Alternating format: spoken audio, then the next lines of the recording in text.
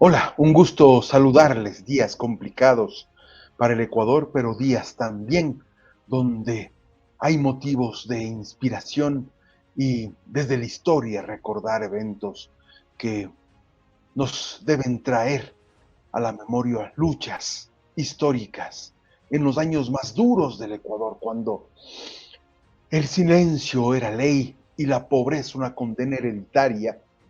Existió un obispo que rompió el miedo. No predicaba desde los palacios, sino entre los páramos, y desde los páramos caminó junto a campesinos, escuchó a indígenas, les devolvió lo que la historia les había quitado, arrebatado: su dignidad, su tierra, su terruño, su Pachamama. No solo campesinos, pueblos originarios, nacionalidades.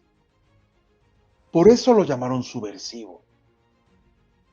Por eso fue vigilado, censurado, perseguido, investigado incluso por el Vaticano, a petición de otros sacerdotes ecuatorianos, como la olla de cangrejos. Pero Leonidas Proaño, pese a todo, nunca buscó el poder. Buscó justicia, nada más. Creó escuelas para los pobres, emisoras de radio para los sin voz, una iglesia que tenía al fin esperanza en lugar de obediencia, obsecuencia y de ser alfombra de los poderes de turno. Ese Monseñor Leonidas Proaño, que vendió las tierras, las propiedades de la iglesia y devolvió a los pueblos y nacionalidades, al menos en los lugares donde tuvo influencia. Pero lo llamaron el cura rojo. También emergió la revolución de los ponchos. Quédate con nosotros, quédate, porque en esta historia de hoy este hombre no solo desafió a la iglesia, no solo desafió a la iglesia, desafió al mundo entero con su propuesta y con su proclama. Esto es historia viva. Miren que ya tenemos un código QR, lo pueden ahí visitar y encontrarán más sorpresas de nuestro canal.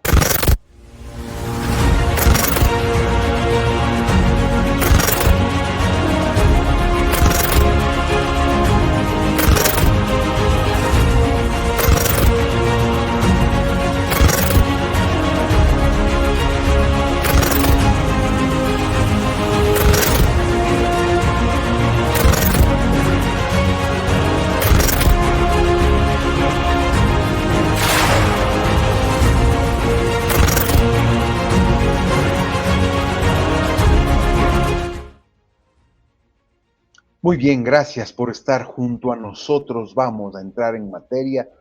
Queremos mostrarles inmediatamente todo lo que ha significado un archivo que hemos recuperado, que hemos venido recuperando y que tiene que ver precisamente con recuerdos, remembranzas, testimonios en la voz de Monseñor Leonidas Proaño entre 1976 y 79, cuando su lucha por una reforma agraria en primer lugar, iniciada en el gobierno de Camilo Ponce Enríquez entre 1956 al 60, se dedicó a generar beneficios, pero no para los pueblos y nacionalidades, sino para los grandes terratenientes y consumar los guasipungos. Esa lucha comenzó entonces desde los años 50, 60, por parte de Monseñor Leonidas Proaño. Y él nos va a contar, a través de historia viva, lo que encontró, lo que encontraba y cuál fue su lucha. y hasta dónde llegaron.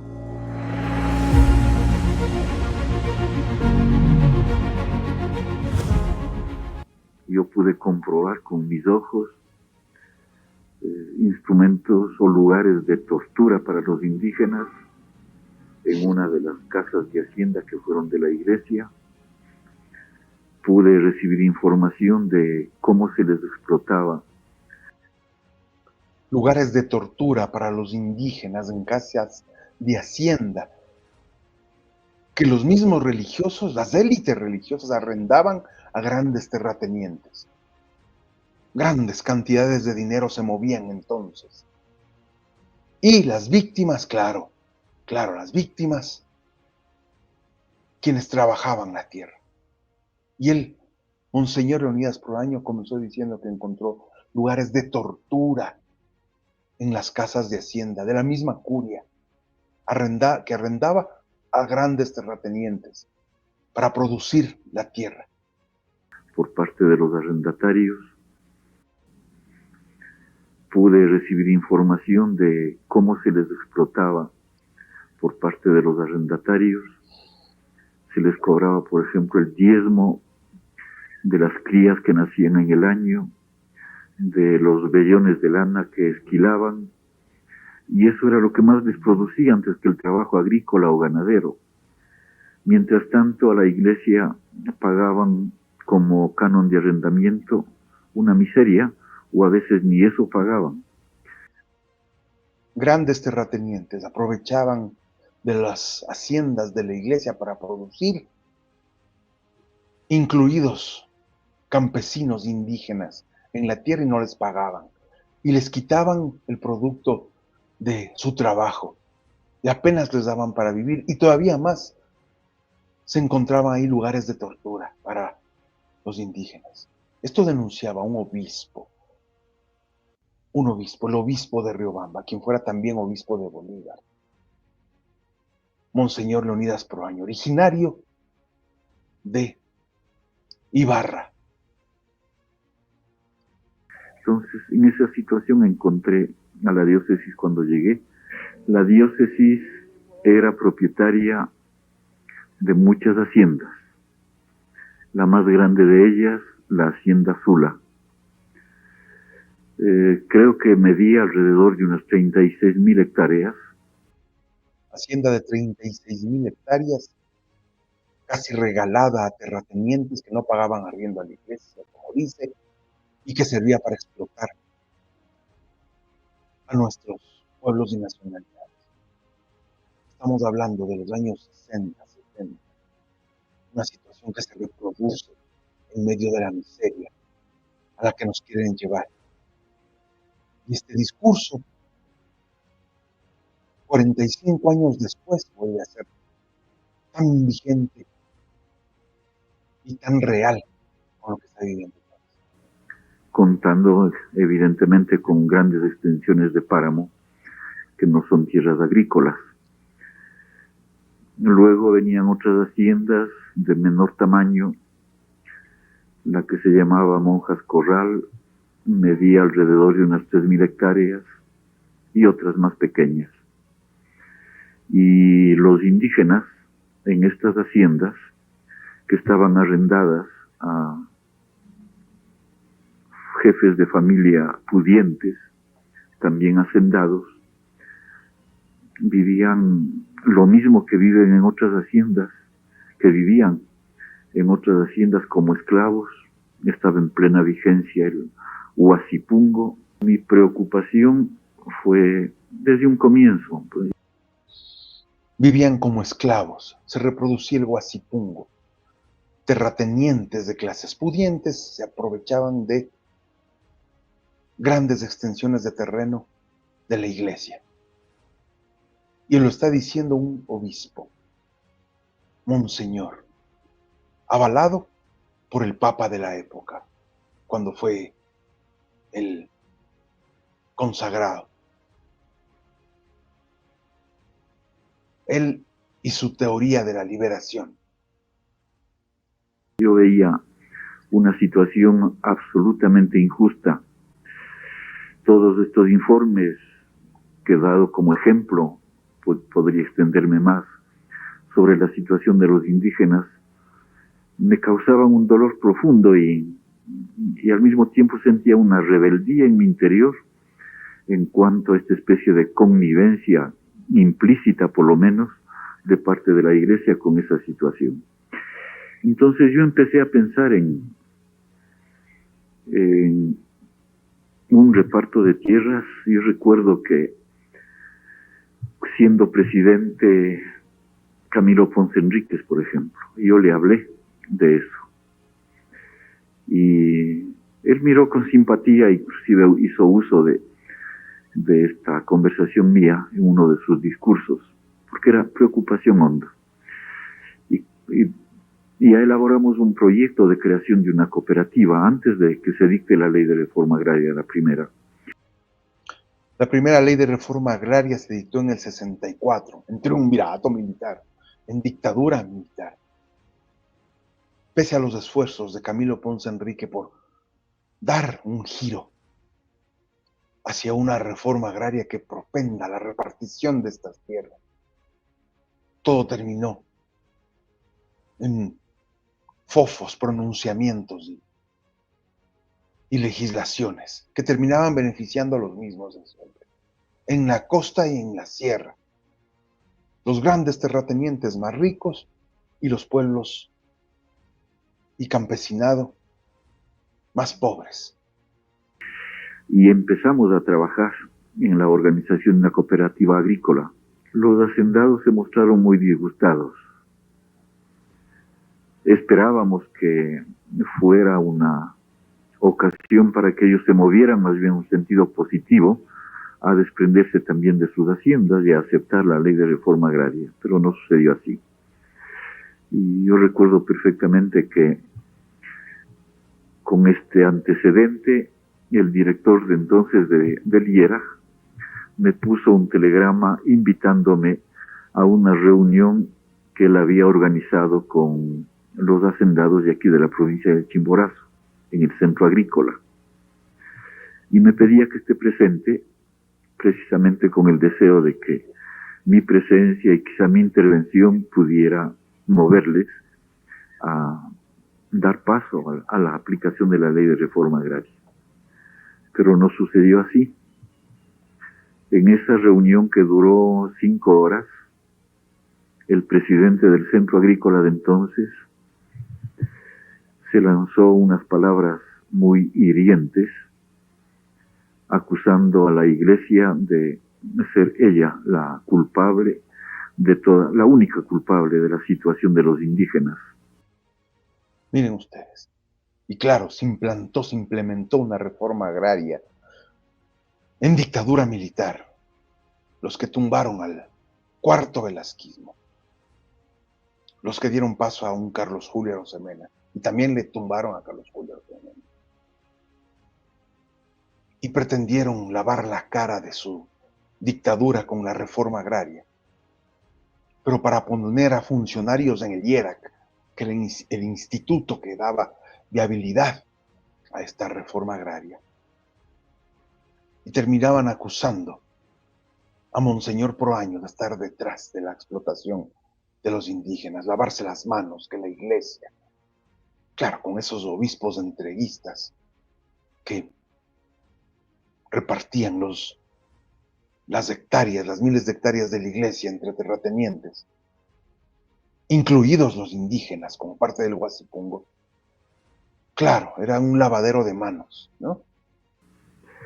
Yo le contesté, buscando el momento oportuno en esa misma sesión, que culpables éramos todos, tanto los hacendados, como también yo confesaba que había culpa de parte de la Iglesia y también de parte de las autoridades civiles, y que había llegado el momento más bien de ponernos de acuerdo y de rectificar caminos equivocados que habíamos tenido todos. Pero lógicamente no me prestaron atención en la práctica, y por eso es que se volvieron enemigos acérrimos. Me han combatido terriblemente, de todos modos, sea ante las autoridades gubernamentales, sea también con quejas ante la misma Santa Sede. Los indígenas, en un encuentro que tuvo lugar en agosto del año 82, hablaron de aspirar a llegar a una nación nueva, a una iglesia viva. Y entienden por iglesia viva una iglesia en la cual estemos todos activos, que cada miembro de la comunidad cristiana tenga una función que cumplir para el beneficio de toda la comunidad. Entienden por iglesia viva, en concreto, la comunidad cristiana que vive en una comunidad, la existencia o el nacimiento de esa misma comunidad cristiana, de animadores de la comunidad, de catequistas de la comunidad, al servicio de la comunidad, no solamente de los niños, sino también de los adultos, y misioneros indígenas que se ponen al servicio no solo de su propia comunidad, sino de otras comunidades. La teología de la solidaridad va por el camino de la práctica del amor al prójimo. En esta etapa histórica de América Latina, casi todos los países, por no decir todos, estamos pasando por una verdadera persecución. Y ojo, porque estas palabras de Monseñor Leonidas Proaño es precisamente lo que hoy viven varios pueblos latinoamericanos y en el mundo. Hay un neofascismo creciente en el planeta, donde los estados solo se preocupan de fortalecer sus estamentos de seguridad a los armados para reprimir. Nuevamente vuelven a la carga esos poderes dictatoriales. Y cuando los pueblos se resisten, cuando personajes como Monseñor Proaño surgen, es cuando se vienen los caminos de la represión, la tortura, las desapariciones forzadas, las violaciones contra los derechos humanos. Y es lo que claramente Monseñor denunciaba en ese tiempo, entre 1976 y 79, dictaduras militares, abuso de estados, queriendo sujetar, sostener procesos económicos caducos, decadentes. No les importa poderes ejecutivos empoderados con estados vigorosos, no. Les importa apropiarse de los países sin contar con los presidentes que suban o bajen, con estos poderes de seguridad nacional atrás. Eso les importa. Y Monseñor Leonidas Proaño la tenía clara. Hoy el Ecuador lo está viviendo. Malos días para la economía de un país, malos días para la política de un país. Lo uno lleva a lo otro. Y si lo uno lleva a lo otro, se viene pues el descontento popular. Las manifestaciones no es el incremento de uno u otro producto de primera necesidad, o el IVA, o el decremento en los servicios de salud pública. No es un tema de falta de acción de un gobierno, de masacres en las calles, no solamente. Es el entreguismo, la inacción de los poderes ejecutivos para actuar con autodeterminación y soberanía para sacar adelante los países. Es un entreguismo a quién sabe qué poderes para debilitar a los estados. Y eso está viviendo Ecuador en este momento. Por eso la reflexión final de Monseñor es muy válida. 45 años después, 50 años después. Camino de la práctica del amor al prójimo, en esta etapa histórica de América Latina, casi todos los países, por no decir todos, estamos pasando por una verdadera persecución. Y hay pueblos en donde más evidente se pone esta persecución, con todo un sistema de torturas, de encarcelamientos, de desapariciones, de muertes, de masacres. Y entonces el pueblo siente solidaridad con esos otros pueblos, siente que debe estar juntos. Un mensaje al pueblo ecuatoriano pues sería al pueblo pobre, ¿no? A mis hermanos. decirles que la hora que estamos viviendo, tanto en el Ecuador como en América Latina en general, es una hora de sufrimiento, como si dijéramos, es la hora de la pasión de Cristo. Este pueblo, unido a Cristo por su fe, está continuando la pasión que Cristo sufrió, pero luego de la pasión, del sufrimiento, viene la hora de la resurrección, del imperio de la vida. Y eso tiene que animarnos y darnos optimismo y esperanza.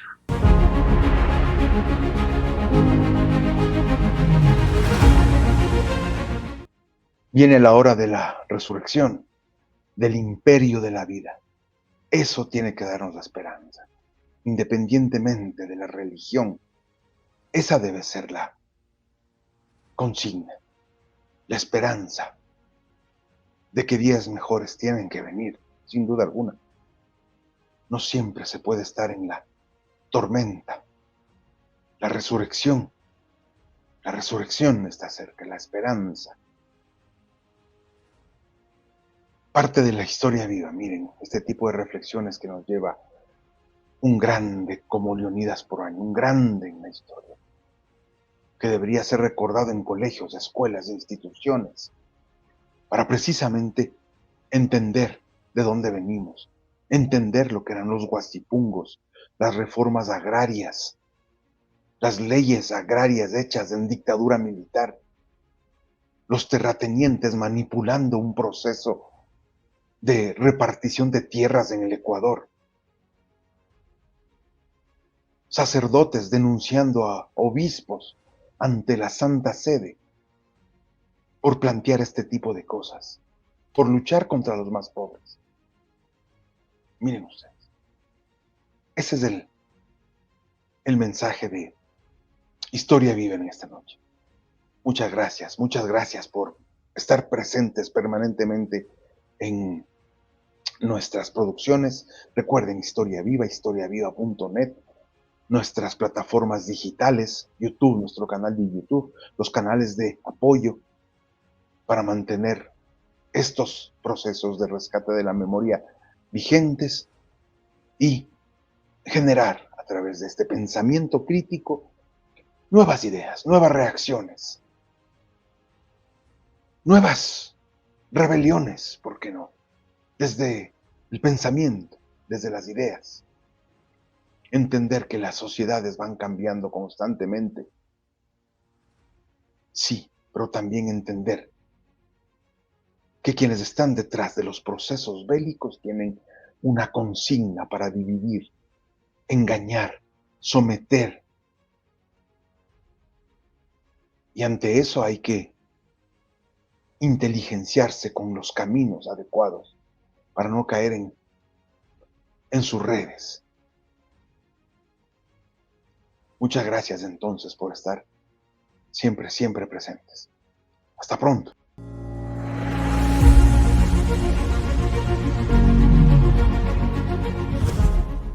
No hagamos de la historia de la patria, del cuento de la patria, algo infecundo y duro, ensangrentado de batallas y de luchas fraternas. Tratemos de crear la suave patria, patria que como la madre despierte y avive el amor de sus hijos, la ternura, el anhelo ferviente de servirla, de honrarla, de engrandecerla. Que el cuento de la patria despierte el interés de los niños, que pueda ser contado por las abuelitas para arrullar el sueño de los nietos. No la patria terrible, vindicativa, altanera. En cambio, sí, la patria segura de sí misma, llena de noble altivez, fortalecida con su historia limpia. Los mejores días del cuento de la patria son aquellos con buen sol y mañanas transparentes.